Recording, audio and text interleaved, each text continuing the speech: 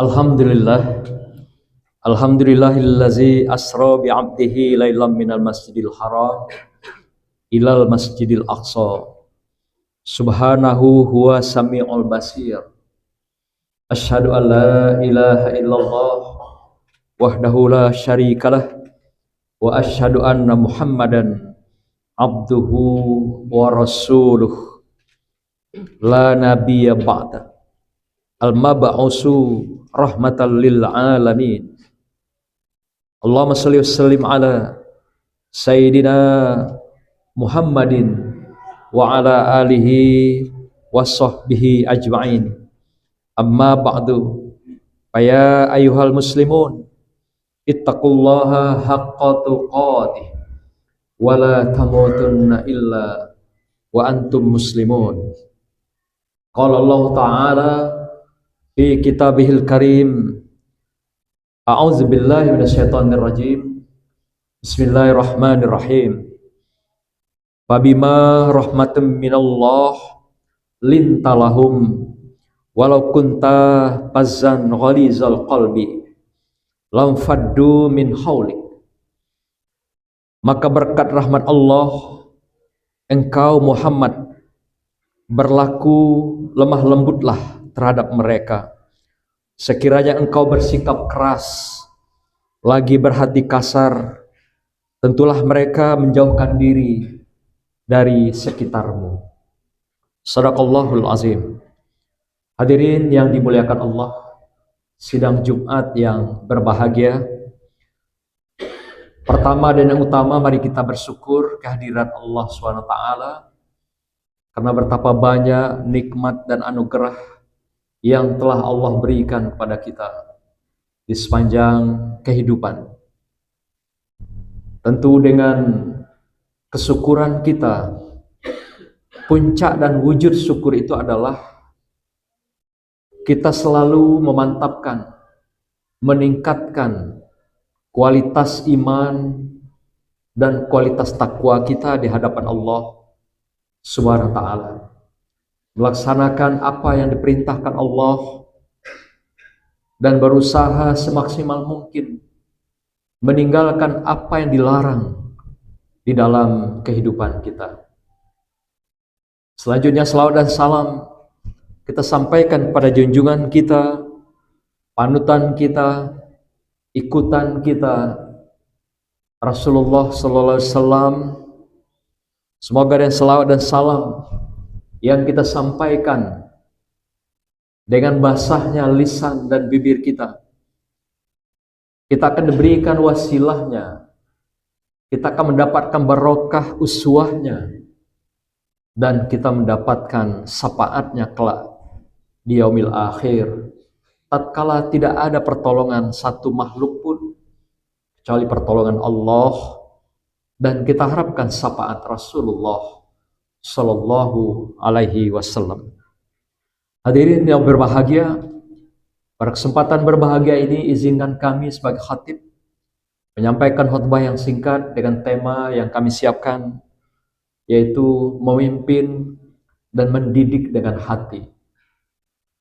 Tema ini kami angkat sengaja dalam rangkaian juga kita hari ini memperingati Hari Isra Mi'raj, yaitu 27 Rajab tahun 1447 Hijriah.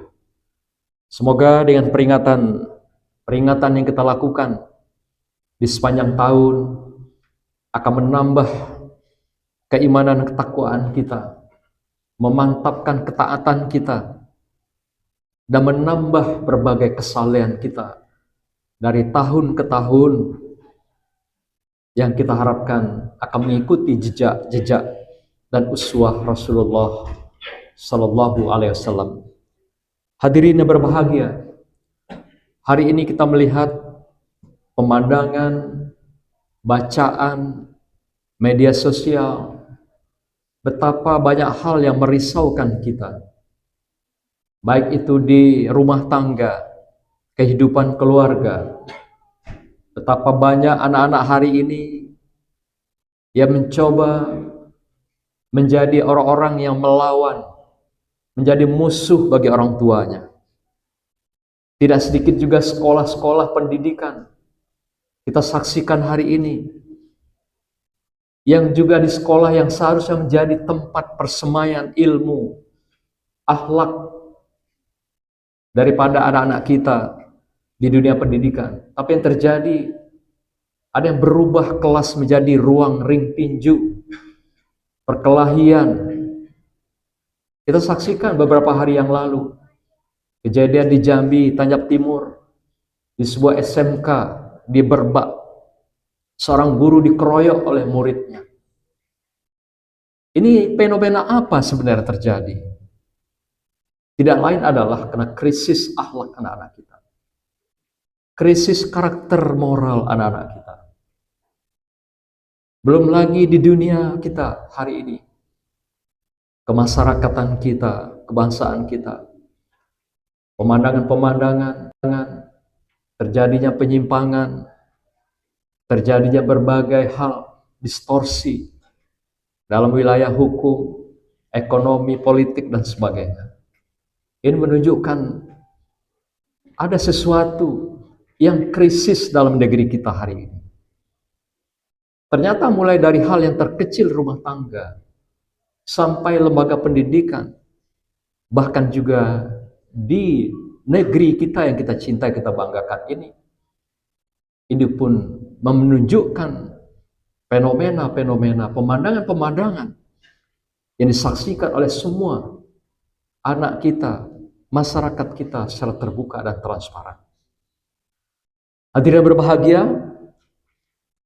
dalam ayat yang kami bacakan tadi, sangat sederhana Allah mengingatkan Rasulullah. Satu sisi ini adalah peringatan pada Rasulullah. Sisi kedua adalah perintah. Peringatan artinya agar Rasulullah dalam memimpin, membangun suasana dengan kasih sayang, dengan hati. Di dunia pendidikan, agar para guru, pemimpin pendidikan juga membangun wilayah pendidikan akhlak ini, moral, etika ini dengan kasih sayang. Di rumah tangga pun begitu juga diingatkan agar orang tua juga membangun dengan hati keluarganya dengan kasih sayang. Sampailah kepada kepemimpinan secara keseluruhan dalam masyarakat dan kebangsaan kita. Ayat yang kami bacakan tadi sangat sederhana. Fabima rahmatam minallahi lintalahum. Apa yang Allah berikan peringatan dan bahkan perintah kepada Rasulullah.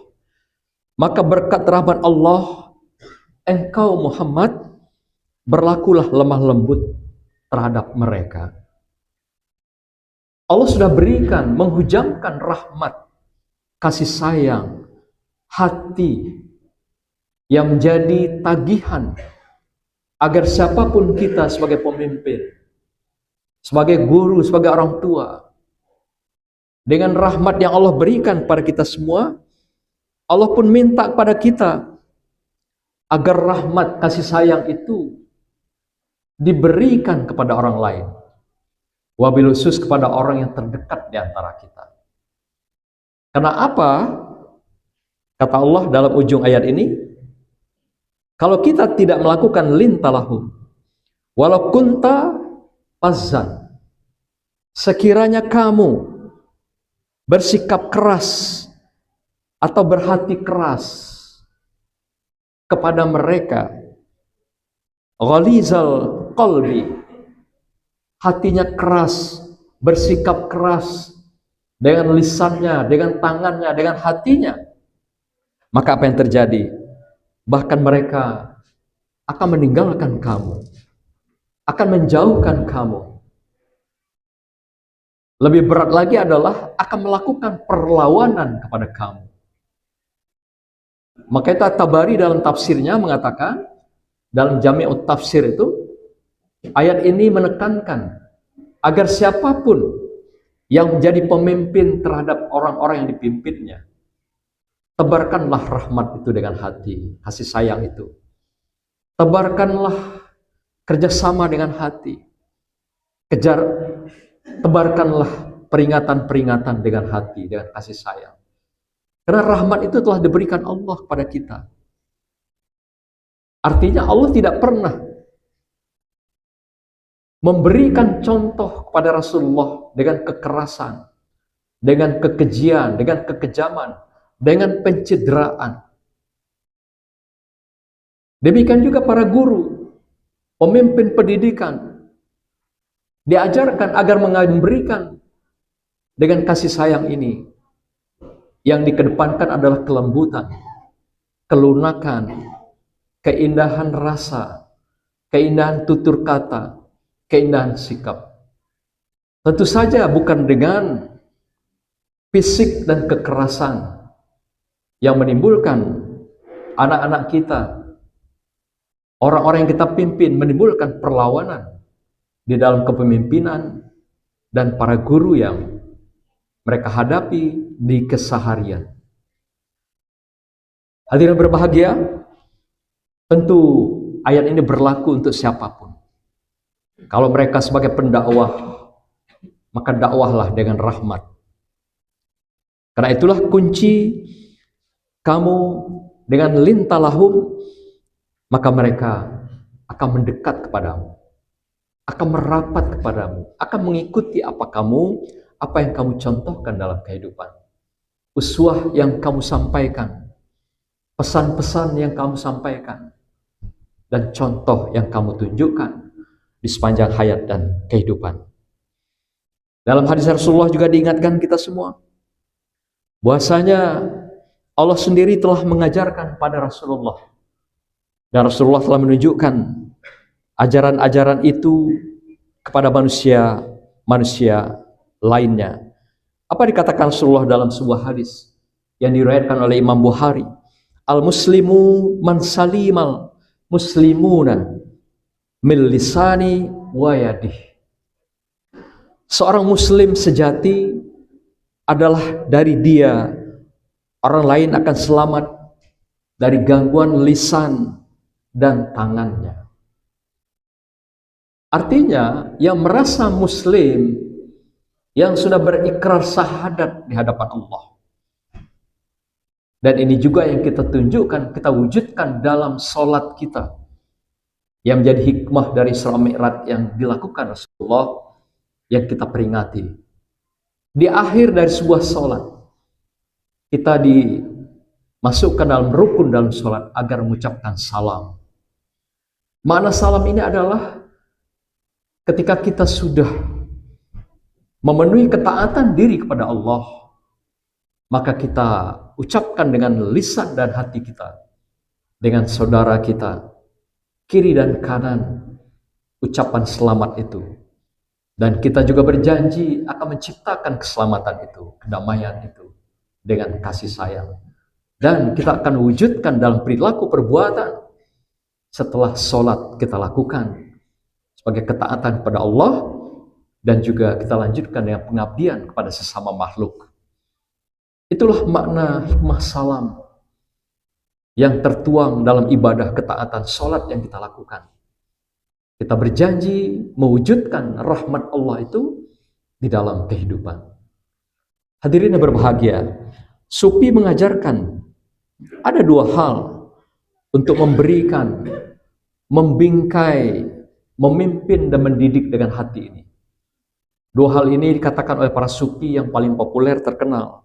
Antara lain, yang pertama adalah Jalaluddin Rumi mengatakan metode yang sangat efektif di dalam memimpin dan mendidik pertama adalah metode al-mahabbah, yaitu dengan cinta dan kasih sayang. Menurut Rumi mengatakan bahwa cinta adalah merupakan daya, power, kekuatan. Kasih sayang adalah daya atau kekuatan yang dapat merubah besi menjadi emas. Begitu dahsyatnya kasih sayang itu, cinta itu. Bayangkan besi yang keras bisa dirubah menjadi emas. Maka itu guru atau pemimpin yang mendidik dan memimpin dengan cinta akan melahirkan orang-orang yang dipimpinnya merdeka berpikir, merdeka berbuat, berkarya, dan melahirkan prestasi-prestasi puncak di dalam kehidupannya. Tetapi bagi mereka yang terkekang, yang ditekan, bukan mereka akan melahirkan prestasi, bukan mereka melahirkan keindahan hati dalam kehidupannya, tetapi justru mereka menjadi orang-orang yang stres, bahkan juga menjadi orang-orang yang depresi. Tentu saja dengan orang-orang yang stres dan depresi akan melahirkan kinerja yang buruk, prestasi yang buruk.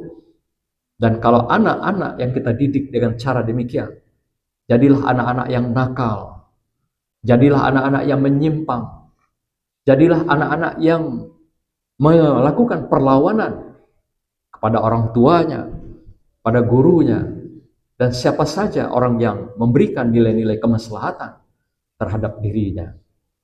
Yang kedua, kita gunakan konsep sufi yang disampaikan oleh Syekh Abdul Qadir Jailani. Beliau mengatakan agar dilakukan dengan riadah nafs, yaitu dengan cara manajemen amarah.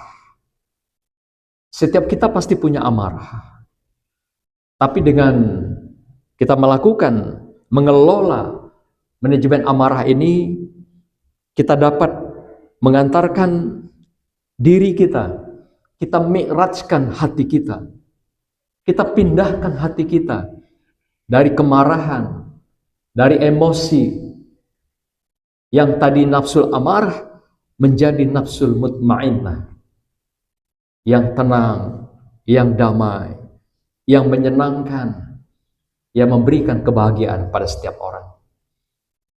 Siapa saja yang bisa mengelola amarahnya, inilah yang ditagih kepada kita, pada setiap orang.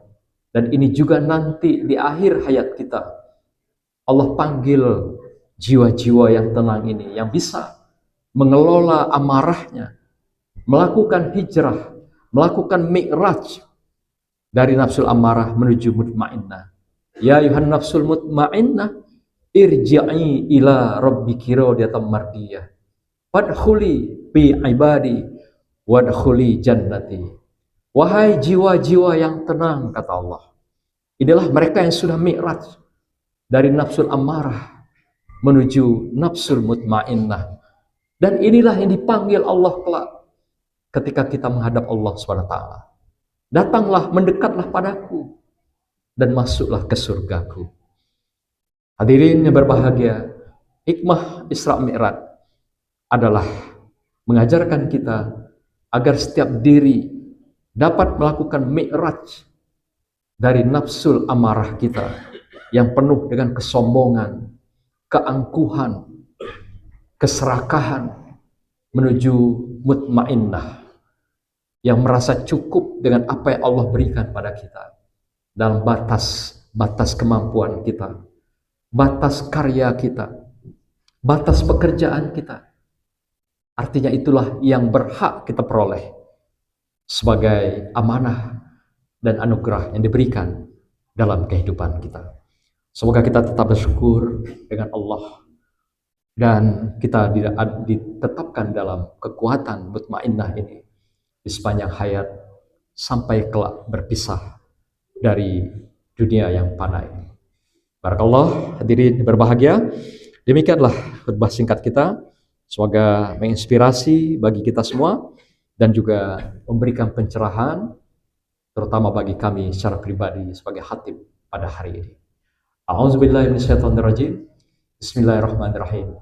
Wal asri innal insana lafi khusr illal ladzina amanu wa amilus solihati wa tawassaw bil haqq wa tawassaw bis sabr. Barakallahu li wa lakum fil Qur'anil azim wa nafa'ani wa iyyakum bima fihi minal ayati wa zikril hakim wa taqabbala minni wa minkum tilawatahu innahu was-sami'ul alim. Aqulu qawli hadza wastaghfiruhu innahu huwal ghafurur rahim.